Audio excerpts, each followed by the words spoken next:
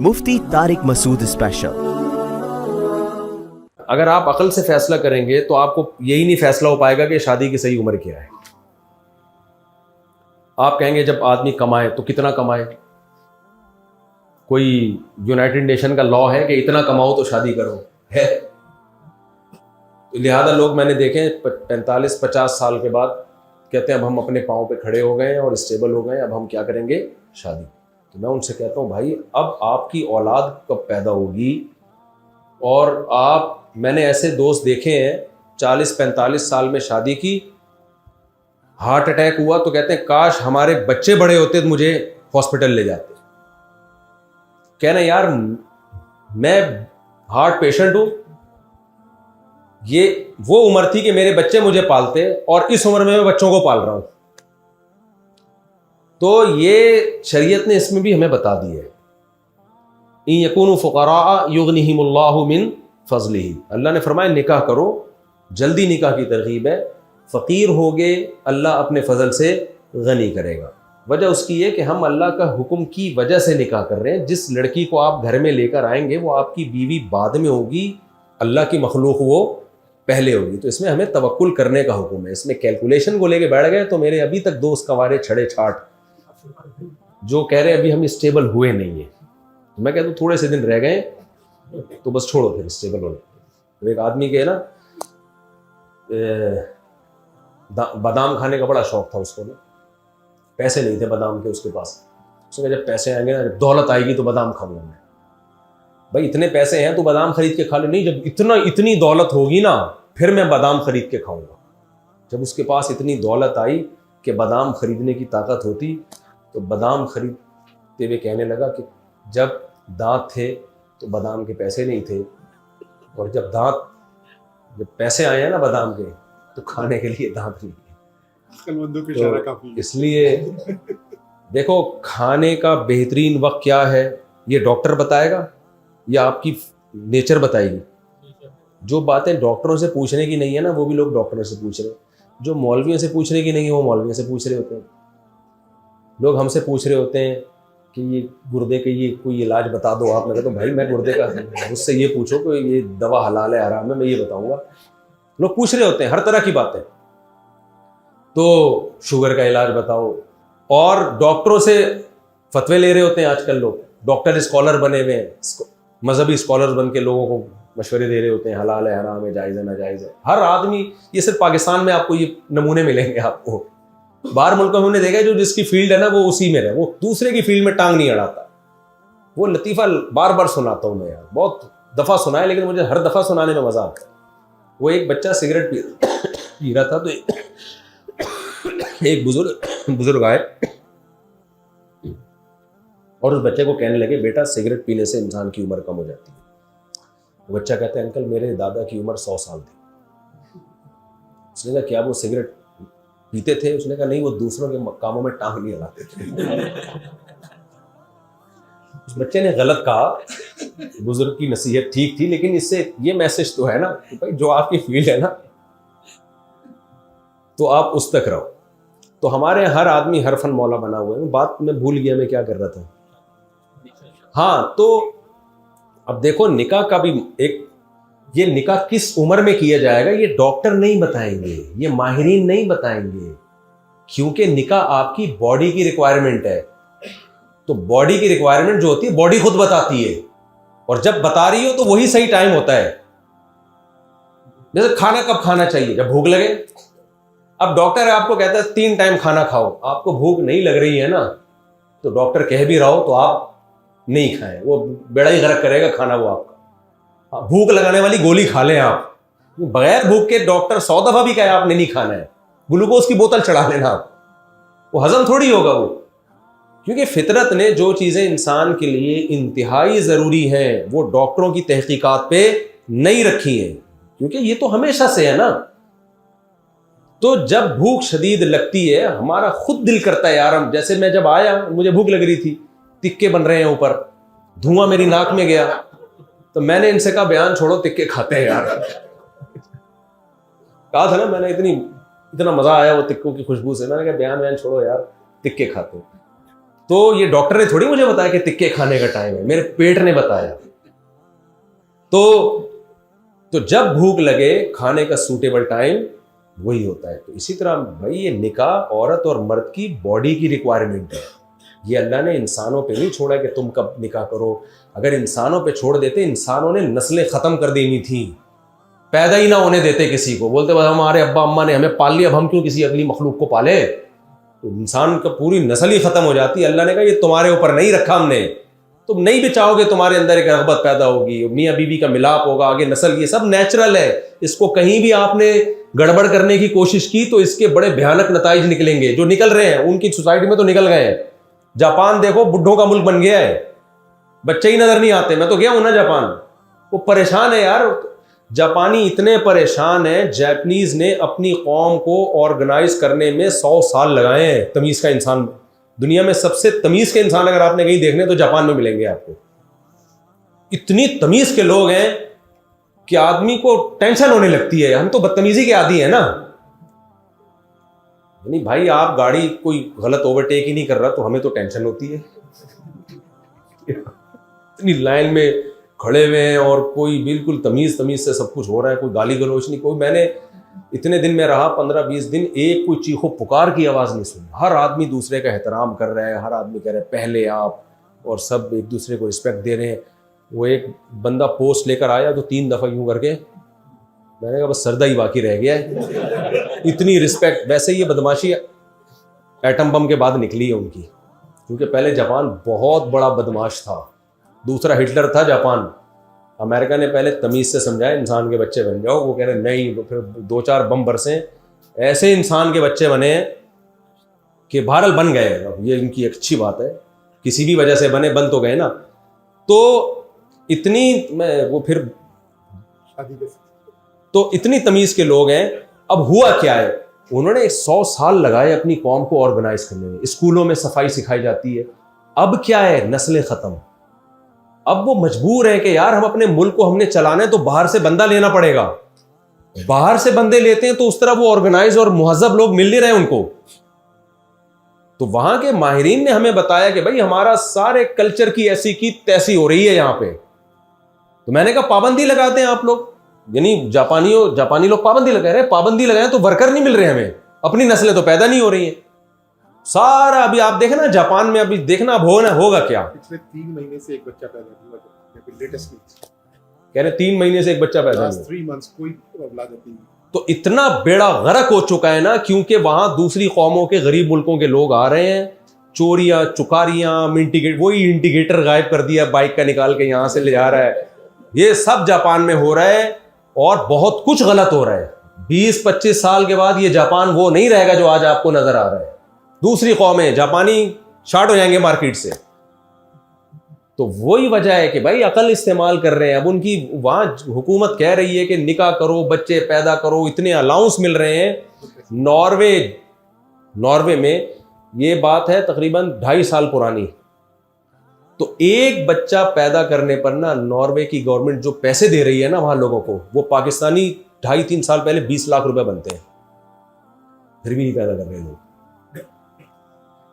یہ ہے جب مذہب کو سوسائٹی سے نکالو گے نا, تو آپ کو پتہ ہے یہ انہی کی رپورٹ ہے کہ اس وقت دنیا کا سب سے بڑا مذہب اسلام بننے والا ہے عنقریب, کیونکہ گروتھ ریشو صرف مسلمانوں کا ہی بڑھ رہا ہے. اور جب سے ہمارے بیانات مارکیٹ میں آنا شروع ہیں تو مجھے لگ رہا ہے کہ 20-50 سال کے بعد نہیں, یہ اگلے سال میں ہو جائے.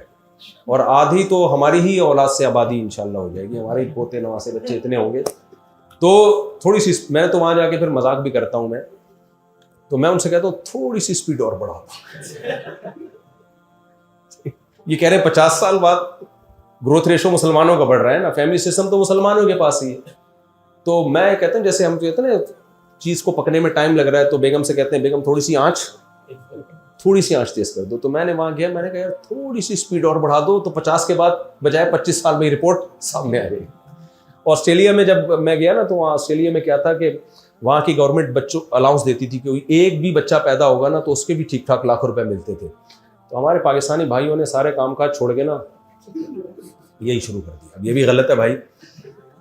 وہاں گئے इलीगल रह रहे हैं, असाइलम लेके रह रहे हैं और फिर वहाँ जाके सिर्फ बच्चों की स्पीड पे पूरा फोकस किया हुआ है। बच्चे पैदा करते रहो, गवर्नमेंट पैसे दे रही है, तो गवर्नमेंट ने वो पाकिस्तानियों की वजह से लॉ चेंज किया है। और इसमें सूडान वो अफ्रीका के लोग भी थे, जो गरीब मुल्कों के लोग हैं, उन्होंने कहा और तो कुछ करना नहीं, यही काम। तो गवर्नमेंट ने सोचा यार ये तो हमारी तो नस्ल ही ख़त्म हो जाएगी, तो फिर उन्होंने ये लॉ चेंज कर दिया। तो मैंने वहाँ बयान किया, मैंने कहा देखो लॉ चेंज हो गया, स्पीड चेंज नहीं होनी चाहिए। खैर ये मैं मजाक किया है, मैंने कहा स्पीड, क्योंककि तो ये जो है ना, ये निकाह की जो ओरिजिनल एज है वो जब है जब आपका दिल चाह, और नौजवानों का दिल चाहता है। आपके आने से पहले मैं ये कह रहा था कि तबलीगी जमात में जब स्वयं सहरोजा लगाने जाते हैं तो पूछते हैं भाई हाथ उठाओ किस किसने लगाना, तो डर के मारे हाथ नहीं उठाते, कहते कि ठीक है नहीं जाना, इरादा कर लो और नाम लिखवा लो। तो मैंने भी ये कहा कि आज इनसे इरादा करवा ले, नाम लिखवा ले, 90 दिन के अंदर करना है। देखो ये जब आप निकाह नहीं करते ना, तो सिर्फ आपको नुकसान नहीं होता, जिससे आपने निकाह करना है उसको भी नुकसान होता है। क्योंकि जब आप निकाह में ताख़ीर करते हो तो लड़कियों के निकाह में भी ताख़ीर। अक्सर माँ बाप कहते हैं हमारी बच्चियों के लिए रिश्ते नहीं हैं, तो मैं कहता हूँ आप अपने बेटों को जैसे शादी नहीं करने दे रही, तो दूसरी औरतें भी अपने बेटों को निकाह नहीं करने दे रही हैं। माएँ नहीं करने देती, जब तक बेटियों की शादी नहीं होगी हम बेटों की नहीं करेंगे। तो भाई आपकी बेटियों की शादी इसलिए नहीं हो रही कि दूसरी भी अपने बेटों के चक्कर में, अपनी बेटियों के चक्कर में अपने बेटों को नहीं कर। तो सब ने ये मिलजुल के फैसला किया हुआ है कि हम अपनी बहनों के चक्कर में आपकी बहनों का बेड़ा गर्क करेंगे, आप अपनी बहनों के चक्कर में हमारे बहनों का बेड़ा गर्क करना। तो ये कॉन्सेप्ट ही गलत है कि बहन की पहले हो। भाई जिसका रिश्ता मुयस्सर है उसको पहले निपटा दो। और ये वही बात है, ये मेरा हुक्म नहीं है, ना ये यूनाइटेड नेशन का है, ये जिस कुरान को अल्लाह को हम मानते हैं उसने आसमान से नाजिल किया है, लिहाजा ये ऑप्शनल नहीं है कि हम अब इसमें गौर करें ये ठीक है या गलत है। जैसे शराब में अब हमारे लिए बहस का रास्ता ही अल्लाह ने बंद कर दिया ना। भाई कोई मुसलमान ये बहस कर सकता है कि यार शराब पीनी चाहिए एक्चुअली, वो कहेगा भाई ये गलत है तो गलत, हराम है इस्लाम में। क्या ख्याल है भाई, ये एक्चुअली का लफ्ज़ ही अब हमारे लिए यहाँ यूज़ करना क्या हो गया, गलत हो गया। होमोसेक्सुअलिटी गलत है, चाहे इसके कितने दलाइल दिए जाए। भाई अल्लाह कहता है लूत अलैहिस्सलाम की कौम को मैंने उठा के पटक के मारा है, इस अजाब दिया उनको मैंने, इतना अल्लाह को इस अमल से नफरत है। तो अब हमारे लिए इस पे बहस ही गलत हो गई। जैसे कादियानी से हम ये बहस कर ही नहीं सकते कि मिर्जा गुलाम अहमद कादियानी नबी था या नहीं था, क्योंकि हमें खत्म नबूवत का अकीदा बता दिया कि भाई लास्ट मैसेंजर ऑफ गॉड है। अब अगर कोई नबूवत का दावा करे तो उससे तहकीक करने की भी इजाजत नहीं है कि ये सच कह रहा है कि झूठ कह रहा है। तो कुछ चीजें ऐसी क्लियर कर दी गई हैं कि अब उसमें आप के लिए गौर फिक्र का दरवाजा बंद कर दिया गया है। तो यहां भी ऐसा ही है।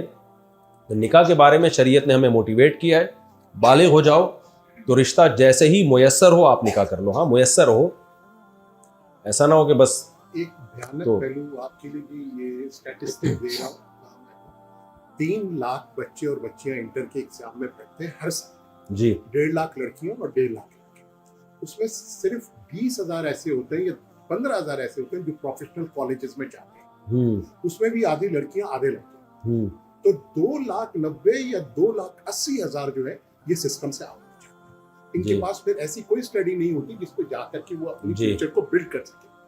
और लड़कियां जो है by virtue of their age शादी काबिल हो जाती हैं, उनके लिए जॉब्स या पढ़ाई इतनी लाजमी नहीं होती, वो शादी, लेकिन उनके साथ के लड़के मुयस्सर नहीं है। लिहाजा ये लड़कियां जो नहीं कर पा रही, शादी नहीं हो रही, उसका उनके पेरेंट्स पे आ रहा है। हर माँ बाप शुगर का, ब्लड प्रेशर का मरीज हुआ है, रिश्ते मुयस्सर नहीं है, लड़के तैयार नहीं है, हर घर हमारा किसी न किसी। बस निपटाना शुरू करें जल्दी जल्दी, शाबाश। और इसमें ढीठ बनना पड़ता है, दुआ करवा दें उनसे, इसमें ढीठ बनना पड़ता है जी। नहीं नहीं नहीं,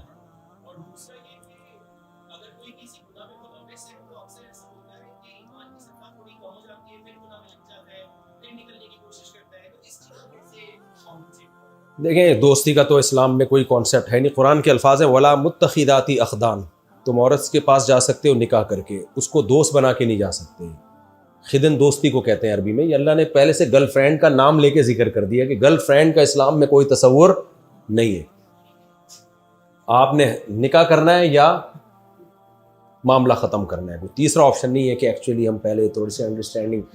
وہ گوروں کا وہ ہے نا, گورے ایسے ہی کرتے ہیں, شادی کرتے ہیں گورے 50 سال میں, اس سے پہلے بچے پیدا ہو جاتے ہیں, ابا اماں کی شادی میں تمبو لگا رہے ہوتے ہیں وہ بچے. تو اتنا زیادہ انہوں نے وہ ایڈوانس ہو گئے ہیں, کیونکہ اس کی کوئی حد نہیں ہے. کیونکہ نکاح سے پہلے کی زندگی اور نکاح کے بعد کی زندگی میں زمین آسمان کا فرق ہوتا ہے, 100% جج کیا ہی نہیں جا سکتا. تو یہ تو انلیگل ہے. باقی جو آپ نے دوسری بات کی تھی وہ کیا تھی؟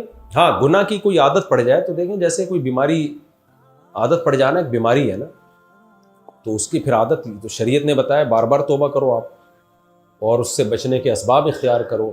اس پہ تو ہر گناہ میں الگ اس کا حل ہے کہ کس گناہ کی عادت پڑی ہے.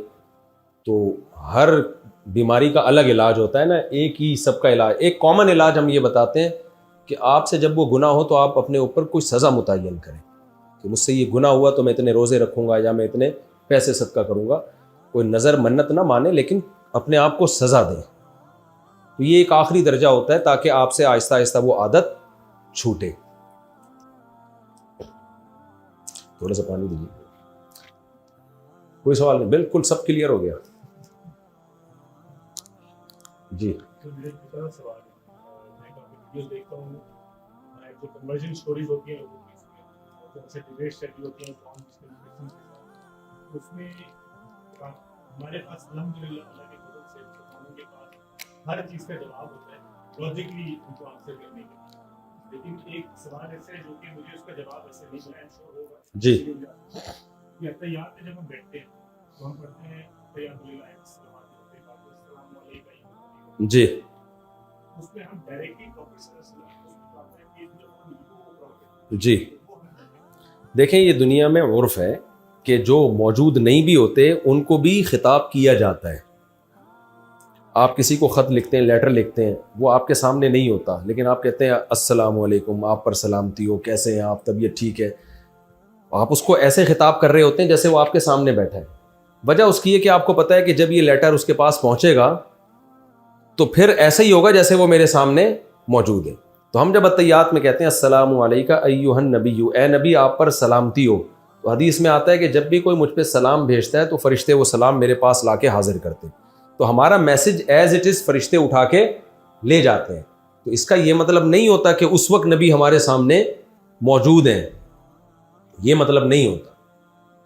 ایسے ہی ہے جیسے میں کسی کے ذمہ لگاؤں یار فلاں کو جا کے کہنا کہ آپ کو میرا سلام ہے بھائی, کیونکہ بھائی وہ تو سامنے نہیں ہے, آپ کہہ رہے ہیں آپ کو میرا سلام ہے. میں کہوں گا بھائی جب تم سلام پہنچاؤ گے اس وقت کہاں ہوں گے, وہ بندہ آپ کے سامنے ہوگا.